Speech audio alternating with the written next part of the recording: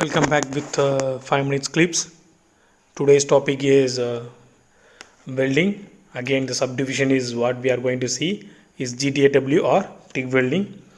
Okay, so both names are indicating the same welding process. Don't confuse with the welding process. And if you seen the title, you will get more information. First title you check gas, tungsten or welding. So it is a welding process, and particularly if you see the category is arc welding process. And what type of electrode we are using tungsten. And do we use any shielding medium? Yes, that is made by gas. So the title is giving complete details. If you know the things, it will be very easy for you. Another or alternative title is tungsten inert gas welding, TIG. We will see TIG. So the same tungsten material coming, we are going to use some inert gas and it's a welding process. Simply you can identify this one. So we will take one small diagram so that we can see what are the things are available with TIG welding process.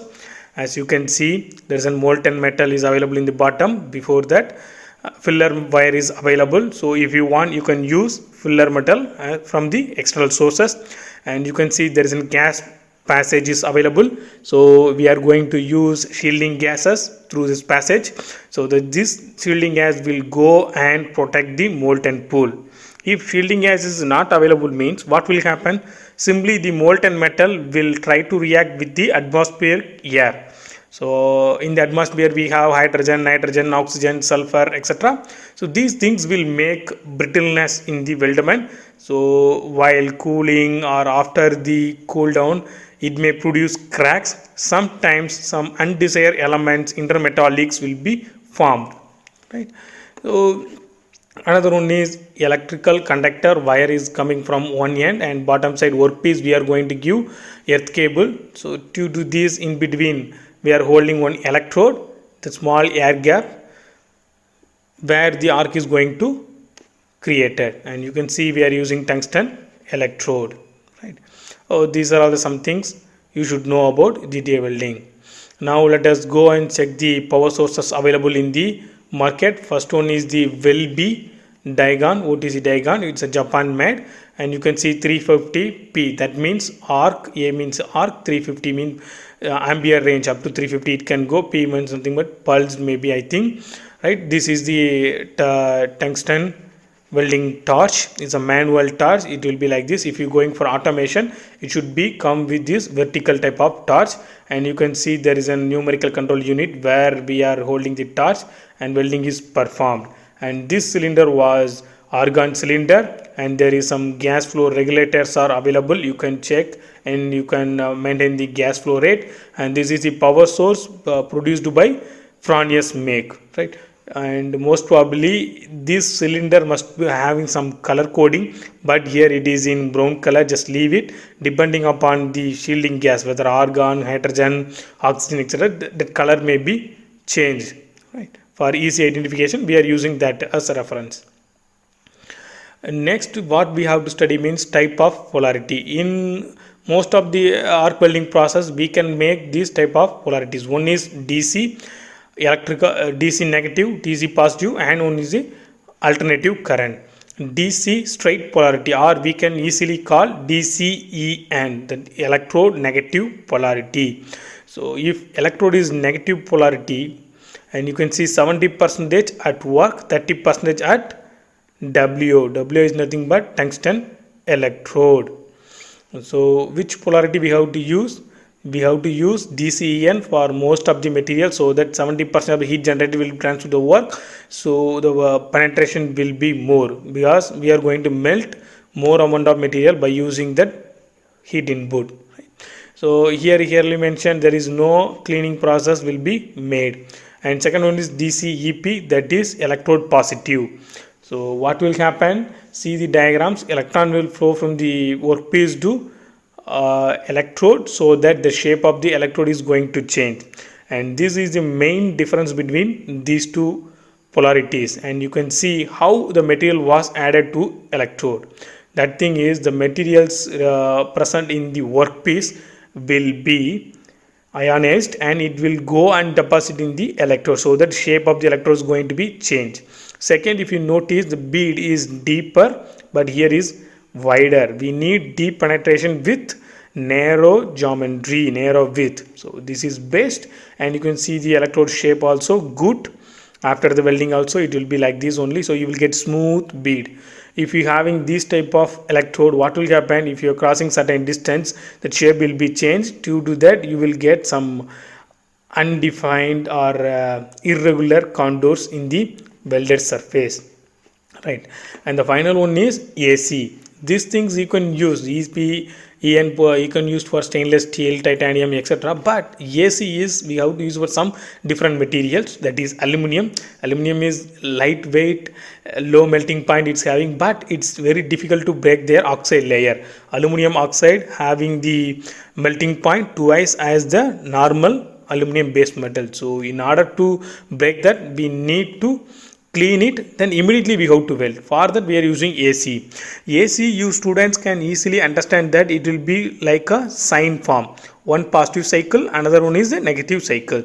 So during positive cycle, welding will be performed. During negative cycle, cleaning action will be performed. Within fraction of second it will happen. So there is no chance, or chances are very less for making the or made the aluminum oxide layer over the workpiece. So these are all the some things you should know about polarity, right? So if you are going for your final year project, you should select your polarity wisely. And you can see there is a ball formation. For welding aluminum, we should not go with sharp edges, we should go with ball formation. In the Fronius machine, there is a separate mode is available. You only thing is you have to put it in the AC, then you have to put how much diameter you want. Till that it will absorb the material from the base metal or workpiece, then it will form the ball formation. Once ball formation is over, it will give the indication, then you can go for welding.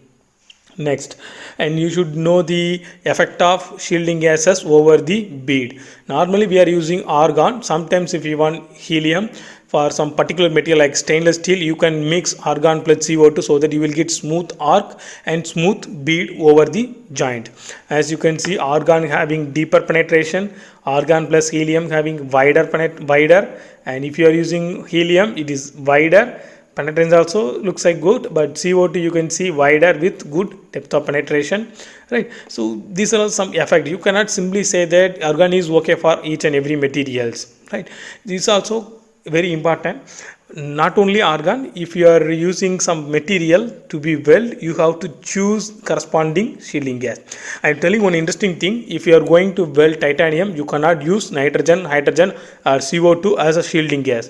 Thing is, if you are using that oxygen, hydrogen, nitrogen, they may ready to react with the molten titanium, and it will produce some intermetallics and brittlements, that is unwanted one, right?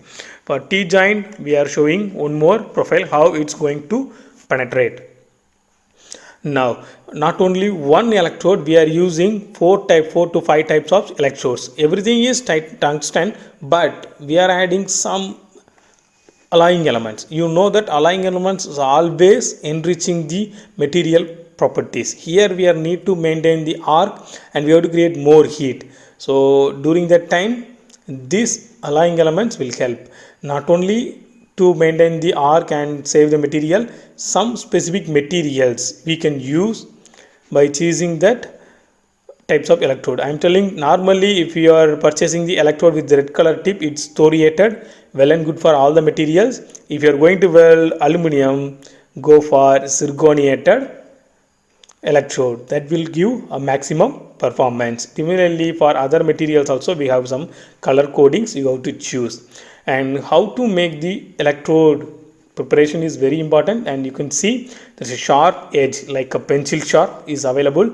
This type of sharpness if you want you can use, otherwise there is a small standard guidelines are available, you can follow. That is nothing but what is the diameter of the electrode and what is the length. Depending upon the electrode diameter, we have to sharpen this electrode, right? That is preparation of electrodes. You can see some nice beads are available. There is some colorization is available on the end. So this indicating that some gases from the oxygen, hydrogen, nitrogen are absorbed over here, right? And arc starting methods. you should know how to start the welding process. Simply you cannot say that, sir, we are switch on the machine and it will start. Let us take the manual metal arc welding. How we are going to start? In the practical exam during the first year, how we are starting? We are simply switch on the machine. We are taking the electrode holder in one hand, then we are touching the electrode. After that we are maintaining some gap, right? If you are touching the electrode with workpiece, circuit will be closed. The heat will be generated at the tip of the electrode where you are contacting with the workpiece. Later that portion will be melt so that you are retracting back. Similarly for TIG welding, there is certain methods are available. One is tapping method and one is a scratching method. Tapping method you can call, otherwise you can say touch and retract. Just you touch, then you take it back. Another scratching method is also like a oscillation, like a pendulum. It will oscillate from one end. When it is coming at the middle, it will touch. After that it will maintain the arc. There is one more method is available, that's a high frequency induction arc starting method, which is available in most of the welding machines, right? Since this type of arc starting is not preferable, because if you are making a physical contact with the workpiece to electrode, sometimes the electrode shape may be damaged, right? So we need to maintain the electrode dimension stability so that we can get a clear bead geometry throughout the weld. Another one more process is available. There is, you have to put one small scrap between the electrode to workpiece, so that if short circuit is applied, that scratch will melt easily, then we can maintain the arc. And you can ask, sir, what are the types of materials that can be welded by using GTAW or TIG welding process? Nearly most of the engineering materials can be handled by this welding process. And what about the thickness? Sir, up to 4 mm you can weld the material by using single pass. If you are having higher thickness, you can go for multi pass, and especially good enough for joining thin sheets, right? And the electrode type, common aspect we are going to see. First one is electrode type. If we are using non-consumable electrode, there is no coatings, because tungsten is non-consumable material. Here it can withstand up to the maximum temperature or welding temperature. Let us check the autogeneous, homogeneous, heterogeneous. Yes, it is possible to make autogeneous weld, because I told without any filler metals usage you can go and weld thickness up to 4 mm. What about homogeneous? Yes sir, if you want you can feed similar type of filler material. Suppose you are going to weld 316L, if you want you can use similar composition of filler metal, you can melt so that you can produce homogeneous weld. What about heterogeneous weld? If you are going to weld any dissimilar joint, you can use different type of filler metal and you can melt and you can solidify that one in the gap, you can make heterogeneous weld. So all these things will be achieved by TIG welding. It is possible. Let us check the weld joints and position. Most of the, and not only most, all the welding joints is possible by using GTAW process. And what about the welding position? Most of the positions are available. I am not sure about the overhead position, but I think it is possible with TIG. I know very well about the remaining three. It is possible. Some researchers are already did their work with the up to vertical position. They have showed them it is possible. Thanks for watching. And second part of this TIG welding is on the way. That is the types of TIG welding. That will show you what are the evolution that have been crossed by TIG welding and why we are using this arc welding process till this century. So it will be very